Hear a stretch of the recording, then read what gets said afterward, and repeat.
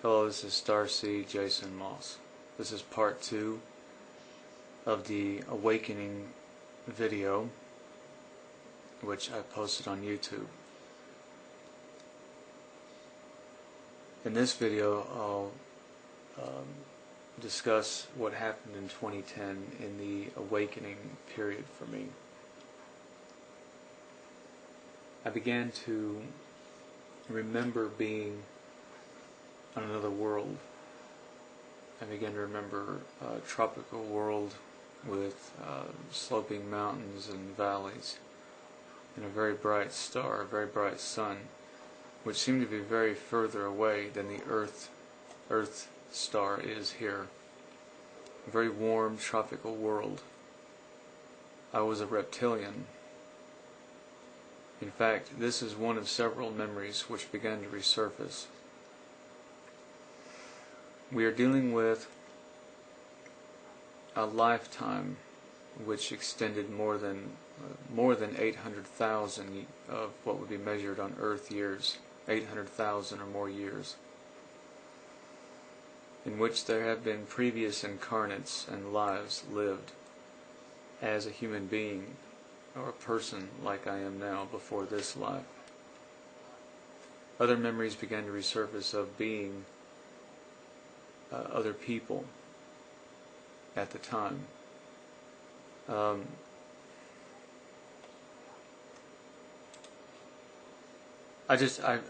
began to remember being very proud of what I was. That I remember being this other being, and I remember being very, very proud. We were proud. We were a very proud race. And there were many of us. I think I remember another star as well, another sun somewhere in the sky. There might have been two. It was a very beautiful place, very Cretaceous, very Jurassic looking. There were ferns everywhere, there was rivers, there were valleys, there was a civilization. And I remember we were reptilian, and I remember that our numbers were massive. There was a temple made of stone, and inside this temple there was a wall, and on the wall there was a frieze, and the frieze was that of a star. It looked like a dedication to a sun of some kind, like a sun temple. And our motto was, "The light shines within our hearts," was something that I can remember. We wore uniforms. We weren't in a bad way proud, but we were proud of who we were. We were proud of what we were. And I remember being very happy. I held rank at this time. Our lives seemed very, very long-lived. I remember being by this river with boulders and rocks. When I go back to this memory at the moment, I know this is not Earth.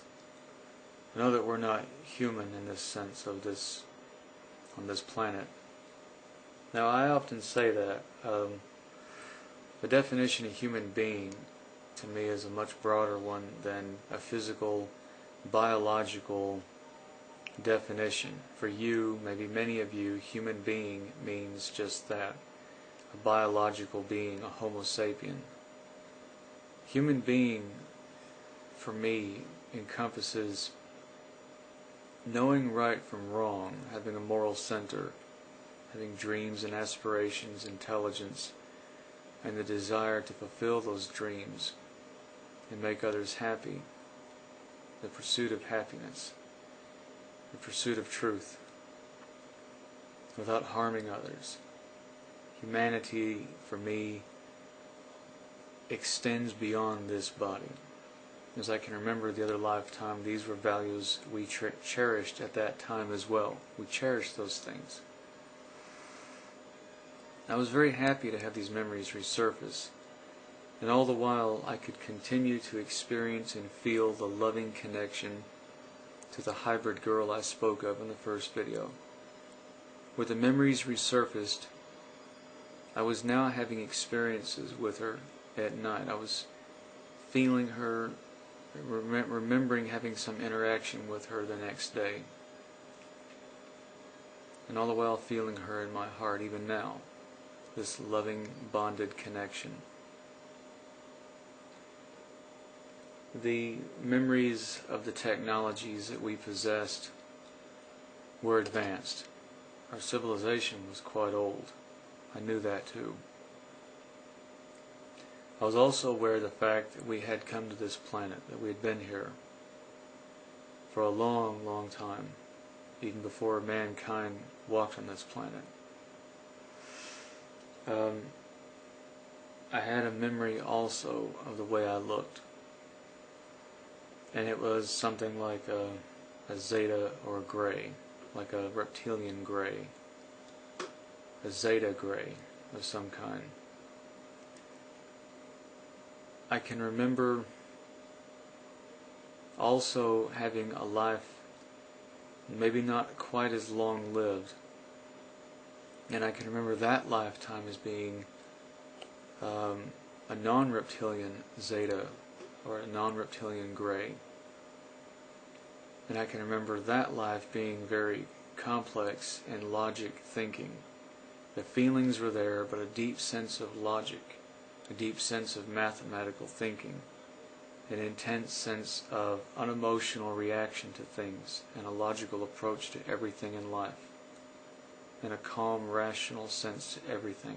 Not necessarily a sense of pride, but the remnants of now a banished empire, a much older period in time, and a hive mentality, serving something like a queen, something like a being that was above all the rest of us, that was not aboard the craft with us when we went traveling. I can remember the pain of having to do what I was doing to these people as a zeta. I was taking them, and I didn't like the fact that I was causing them discomfort. I could feel their pain, and they could feel that I was feeling their pain, and I tried to connect to them and make them feel better. I can remember creating the hybrids, as they're called, and longing to connect to them and connect them in a loving way, to make them, that parent them in a way. Something seemed to have been lost. Something was lost in all of us. We were unable to completely connect to them in that sense. While we are an advanced civilization with a lot of wisdom to impart to others, a great deal of knowledge, both spiritual and technological, it seemed that there was an inability to come out of the rational, logical thinking side of ourselves enough to integrate into their lives in a more personal, emotional connection. This left me with even more pain. I was aware that we were doing this because it had been done before many times. We needed to do this so as to continue our existence in them. I also am aware of something to do with transphasic matter, that the ability to move our matter into other dimensions, and these other dimensions are simply other aspects of the third dimension. I've heard it said many times, the fourth and fifth and sixth and seventh dimensions and all this. And while these are traveled to, there are dimensions above the third which are aspects of the third dimension that aren't necessarily as connected as this dimension is to lower planes below it.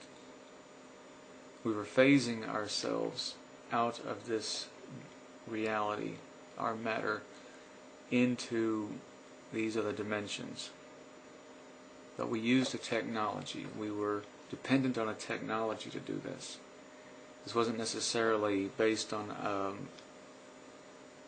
an ability that we possessed within our minds. We could travel with our light bodies astrally out into these other dimensions, transmigrate our souls and consciousness into other dimensions. But we were to physically travel there, it required a technology, indicating that some of us, in fact, very sadly, could get lost along the way and get trapped here at times, and unable to walk through walls and simply leave the facilities for which we ended up in when we ended up in the custody of people on this planet, with a great deal of confusion and questions as to why we were unable to simply walk out of those rooms. We didn't have the technology with us to do so. However, we transmigrate our consciousness, which means to say that we move souls around bodies as easy as you change your clothing. So even in death, leaving those facilities, we found ourselves moving back to a holding position in another dimension locally, in which we would meet up with our station, and then reincarnate ourselves into another body. The purpose of Starseed, at least as far as I understand this, and everyone's mission is going to be different, obviously, and many different races and different human beings, is to help facilitate the communication between the different races coming here in the human race. What better way to do that than to look like one and be a person, be a human being. The best example that I have seen so far in Hollywood is a favorite film of my son's and myself. The movie's called Avatar. It was an attempt on the human race to communicate with the beings of that world. In much the same way, this is what's happening, but in reverse. One of the main primary reasons why many of us have ended up with the DNA here and look very human, in fact, could pass as human except for the DNA test, is simply because of the fact we cannot sit in a purely human body for any length of time. It wouldn't work. The frame wouldn't work. I'll have to discuss in another video the doctor who did a test on me in the year 2000 and discovered I have, as he put it, 10 to 12% of me is non-human DNA. This was a routine genetic test, which was performed in a clinic here local to me. The doctor kept the results quiet, informed me of this, and canceled me as a patient to protect me from others. He wouldn't say who. I have subsequently tried to obtain those results, and as a consequence, I have only found that the test took place. The new clinic I'm in now is puzzled as to why those results are nowhere on record.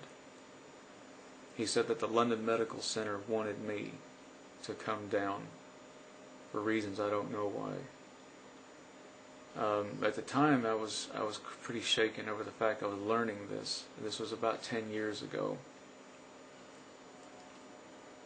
I think that pretty much covers everything. I think I've covered everything at this point for now. Thank you for listening.